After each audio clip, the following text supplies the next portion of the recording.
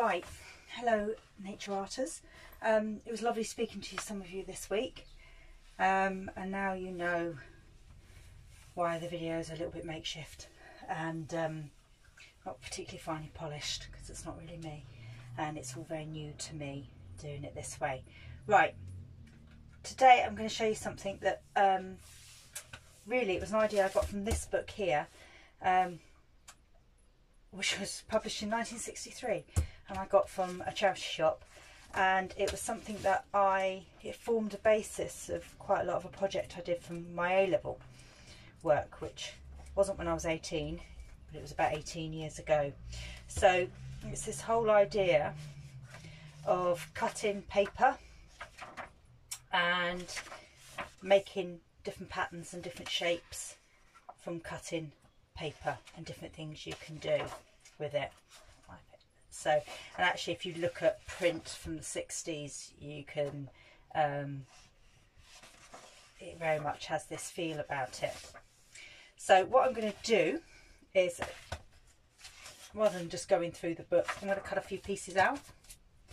I've already cut some this morning as well, so we'll look at those as well, and just see what we can find. So I'm starting with a rectangle here. It can be anything you like. This is just the paper that I've got knocking around. And what I'm just going to use a Stanley knife, but you could use scissors to get a better shape. Now, one of the colours what I am discovering. So you've got this here, and already you can see it becomes something else. So there's your rectangle, and then you've got another pattern image there.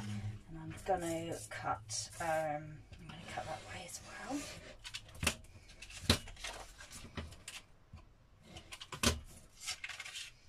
There you go. But then what I'm also going to do is I'm going to cut out these pieces. Let me check I'm doing it the right way.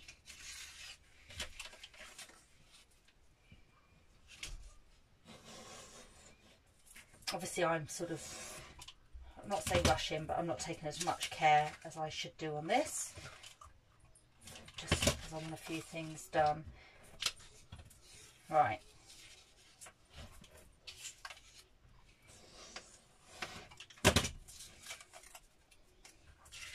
And as you can see there, you've gone from this rectangle here to expanding it and it becoming something else. Okay, and what I'll do is I'm going to move this onto a piece of white paper here, just so you're not. I know when I've watched these videos back, sometimes the check of the cutting mat are a bit, make my eyes go a bit funny. But if I don't have this on, yes, I'm cutting out here, but also I've got a reflective table, and all you see is me reflected in the skylight and the windows, so I've had to put that there to stop that. So as you can see, you can pull it out, expand, and I've only taken these cuts here. You know, we could cut this way. But the other thing you can do is you can turn things round. So if I take that and turn it here, this is quite nice. I like doing this.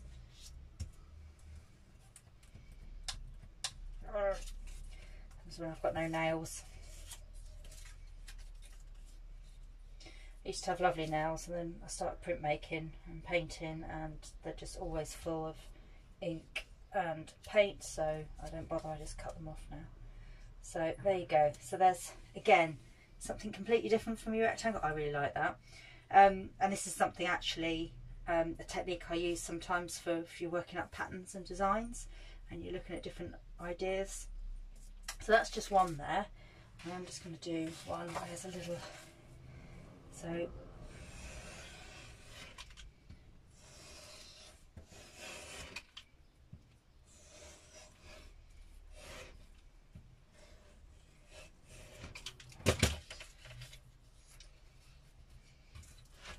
little more.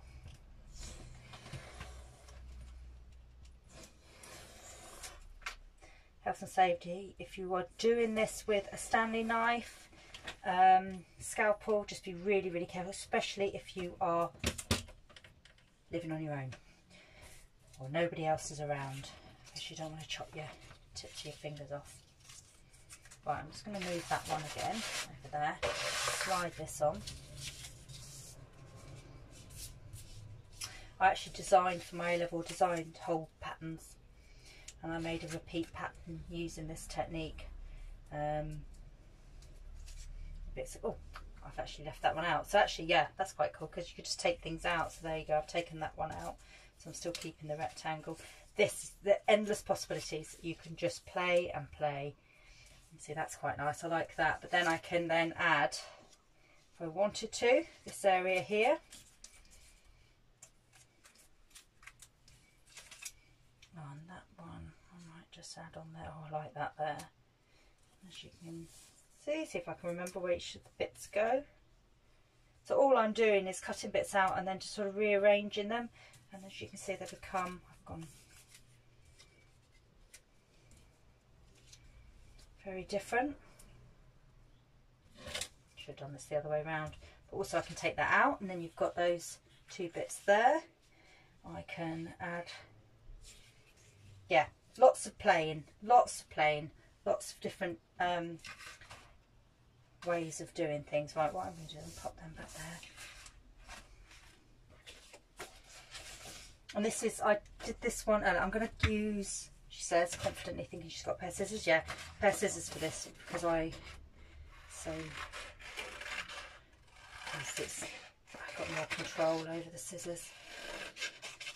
I've got a real thing about this shape, and if you look at any of Matisse's work, this sort of motif comes up a lot. I think it's the cheese plant.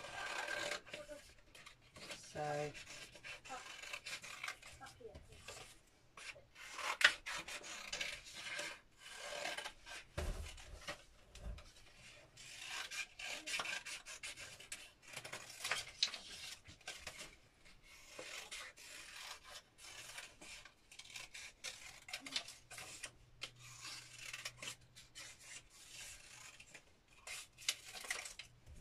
you can see I'm not really planning this one. I mean, you can take more time over planning your cuts, etc., but I'm just having a play. And I'm just using, I'm going to go this way for this one, A5 paper at the moment, but you can use smaller, larger. So you would have seen this one was actually, am I in the right? Yeah, I'm doing the opposites here. I also might turn that one that way.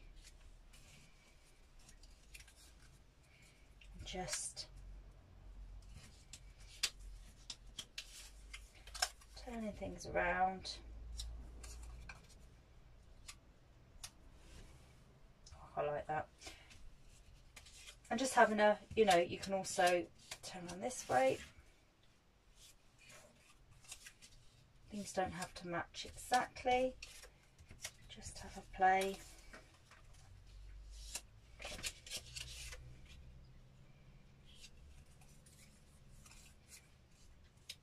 Do that one there. Oh, actually, I'll do that one there.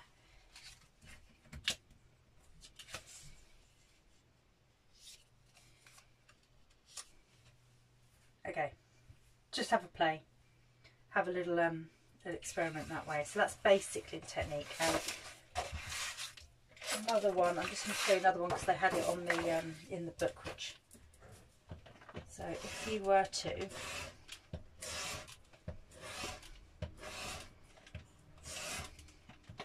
oh cool, I think my blade needs replacing because it's not liking the first bit there.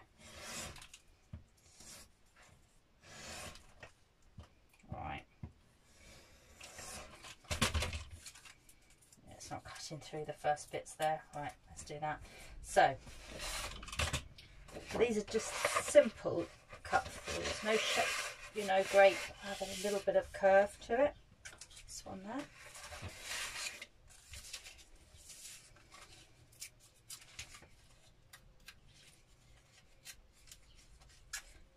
what my blade is really.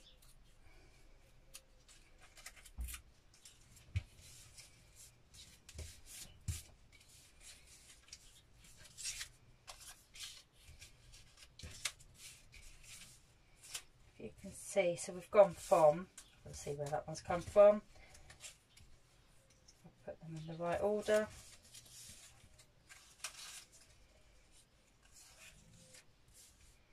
So a simple, say a rectangle, and then what you can do with these is sort of, so it's gone from being an A3 rectangle to this really expanded or exploded shape. That's the wrong one, so I'll put that one there. Is that right? No, that's still not. Probably won't be able to find this one. There it is, goes in there.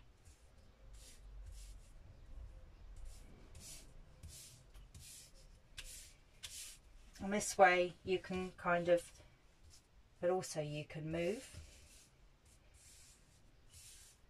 and then play with different shapes.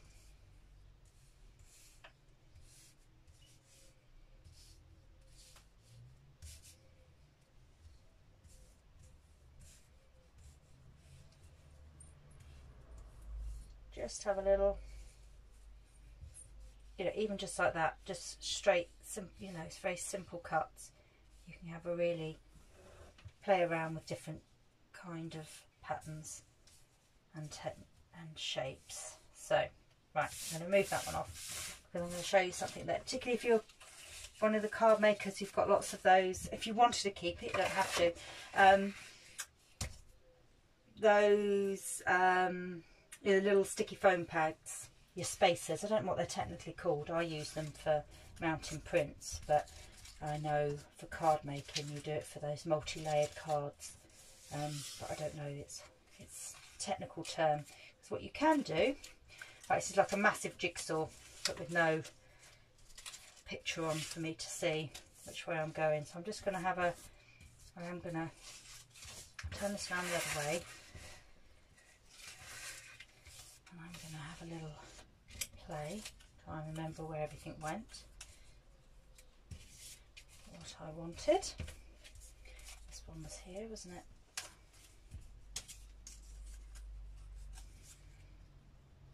There. There.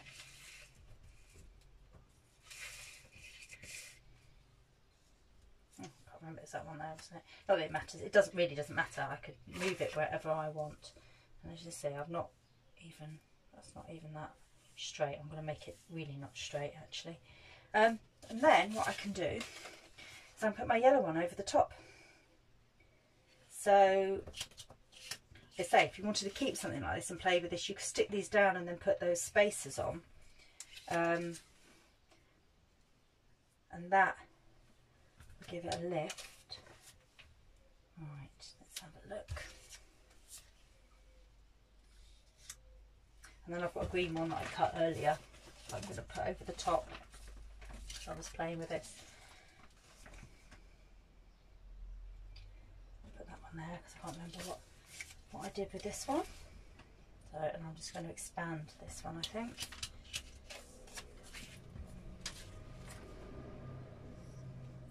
Now, if we were screen printing, you could make some amazing amazing screen prints using this technique to work out some designs. So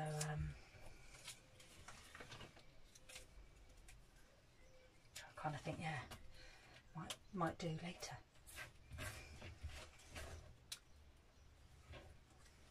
Right.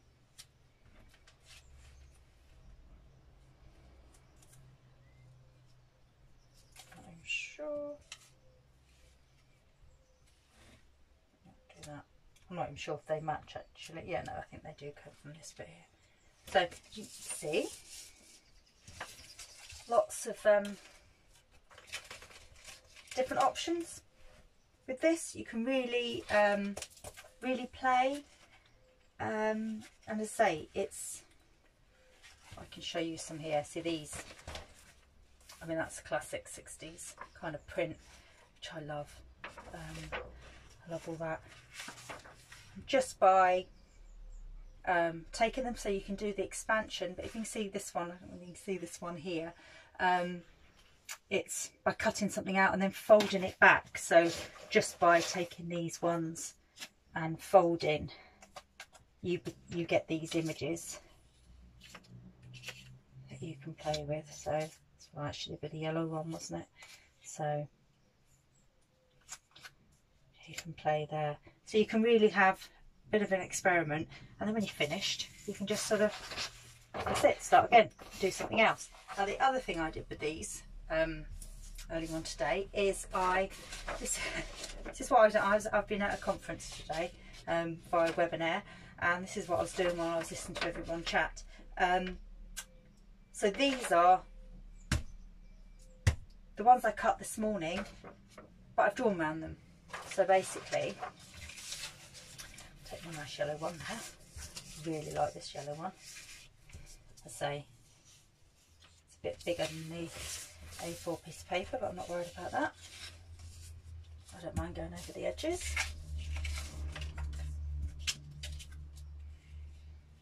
So as well as using them to play,